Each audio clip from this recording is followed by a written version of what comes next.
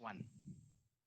Hello, and welcome to Small and Medium-Sized Enterprise Perspectives, a regular program where we seek to inform, support, and celebrate the owners, executives, employees, and customers of small and medium-sized enterprises. We do this by interviewing executives from these businesses.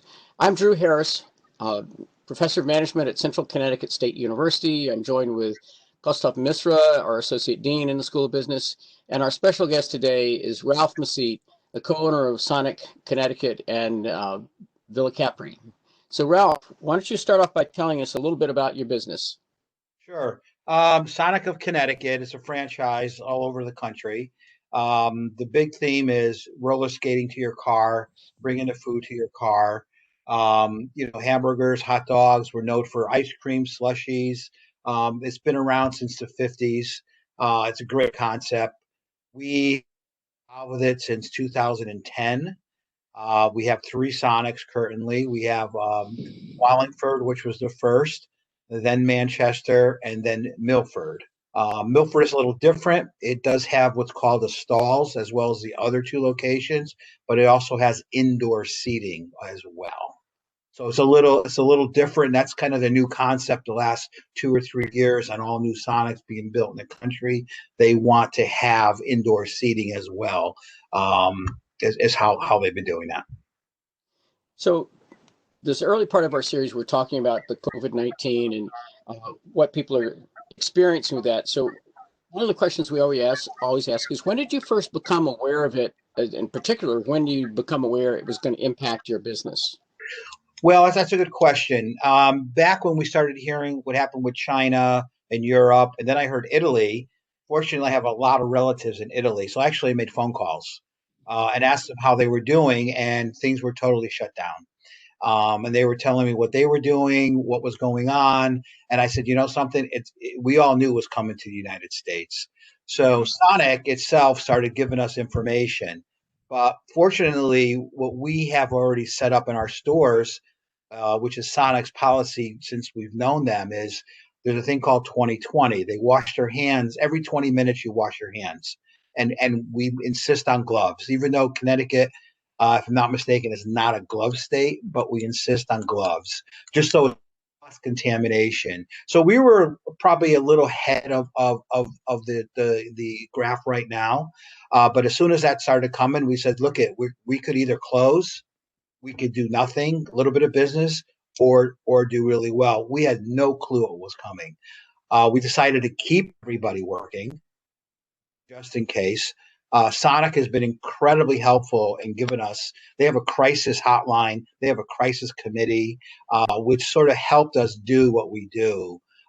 Steps going forward to that, it's sanitizing the computers, making sure people wash their hands before they walk in the door, things like that we've always done. But of course, we had to make it better. Well, great. Thanks for sharing that stuff. Thank you. So the pandemic has stimulated many changes in the government action, logistic, supply chain, and also to the customer's behavior. What is the current state of your business, and how have you adapted to this new reality? If you can say something about it. Oh, yes. As far as the supply chain, fortunately, knock on wood, we'd be doing pretty good. They had limited us certain items, so we do not over order or stack up what we don't need. Example, paper, your disinfectives, your sanitizers, whatever we normally ordered, that's what we were allowed to purchase. Recently, with the epidemic with the meat packing companies, the orders have been dropped, as an example. So instead of selling a double burger, we only sell a single burger now until this meat epidemic slows down. And there's a lot of talking points to maybe, sell a hot dog instead, or whatever the customer wants to do. So it's been really interesting. The concerns we've had was perhaps running out of food. Some Sonics in the country had no burgers because of the impact that they had with the stores being so busy and a lot of the places being closed. So it's just something we all need to go through and sort of understand, going forward. Cleaning supplies was tough. I'll be honest with you. We had to go to the store a few times to get a few specialty items, and you have to be careful you don't overuse things. And I think the staff sort of understood that because at home they have to watch what they use. So a lot of them, kind of have that same mentality and bring it into our place, and telling them, look, if you need it, use it. If you don't use it. Let's not waste it. Thank you very much. So, with your staff, I guess we have, people are developing new protocols, and we've had some guests who had staffs who had the COVID, and they've had to change their protocols once they realized, oh, we've got to change that. So are there new things that you're doing with your employees and with the protocols of running the store, you're letting people in the store and things like that? Yes, our dining room in Milford is closed, of course, but we have drive-throughs and we have what they call stalls where people will drive into a car stall, push a button, tell them what you want, and the roller skate people will come out and deliver it. Everybody wears masks. Everybody wears gloves. We still follow our 2020 rule, 20 minutes, wash your hands, 20 seconds. We sanitize all the menu boards where someone pushes a button to order food. As soon as they're done, we sanitize the button. They're in a process of taking temperatures now. We're actually starting that hopefully next day or two. When the staff comes in, we've got a list of protocol questions, simple things. How do you feel? Dumb one, you've been out of the country, things like that. There have been some questions with parents because we do hire a lot of young kids, high school age. They're concerned about their children going to work, and unfortunately, some of those kids want to stay. The parents want them to stay home because they're afraid. But the positive is once they're in our stores, there's no other contact with the outside world except for the skaters that actually physically go out to the cars to deliver the food. And that's all simple.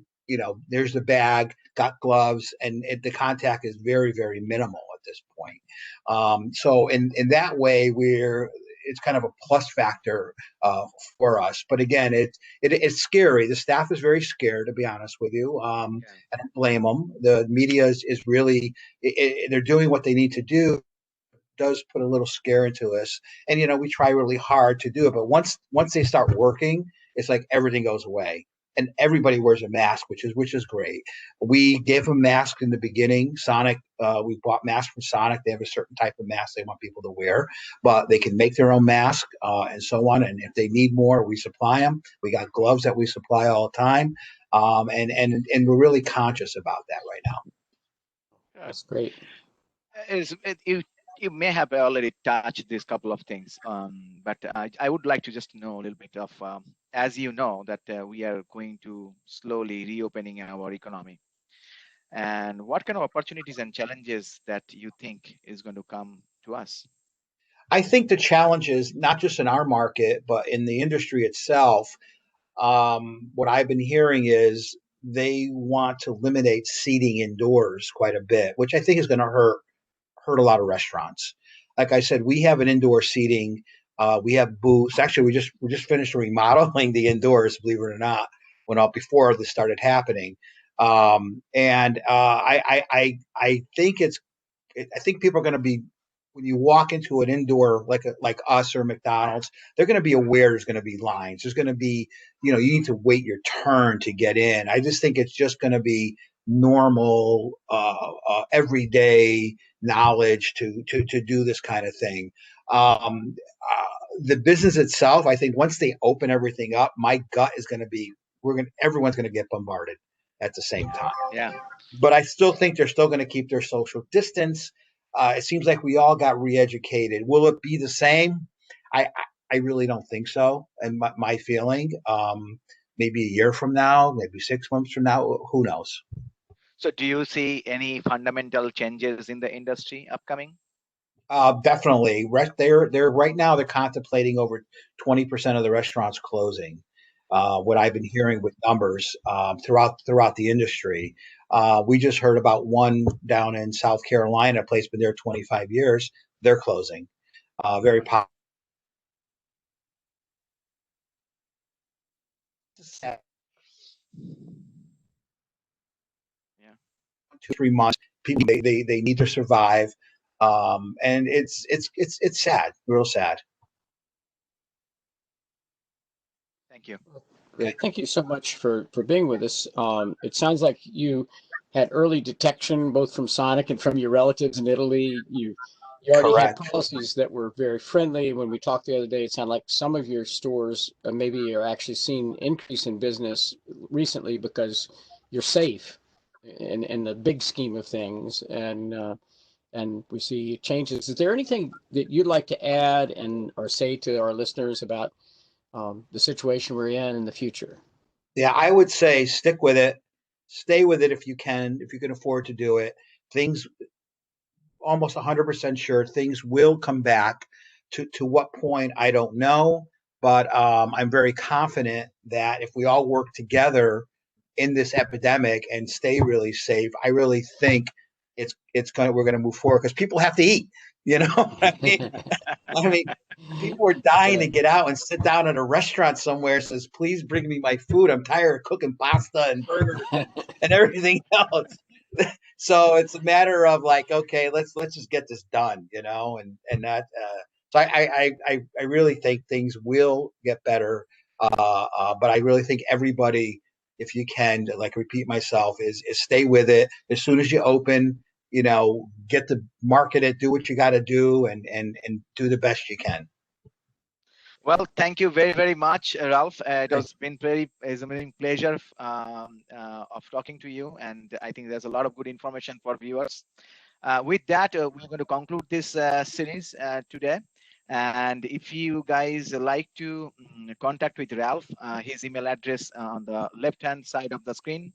And if you guys like to talk to it or contact with me or Dr. Harris, please feel free to reach us as well. Our email address towards the bottom of the left-hand side of the screen as well. So with that, thank you very, very much. We will reopen the economy, and we look forward to it in Sonic. Thank you, and have a very, very good day. Thanks for having me.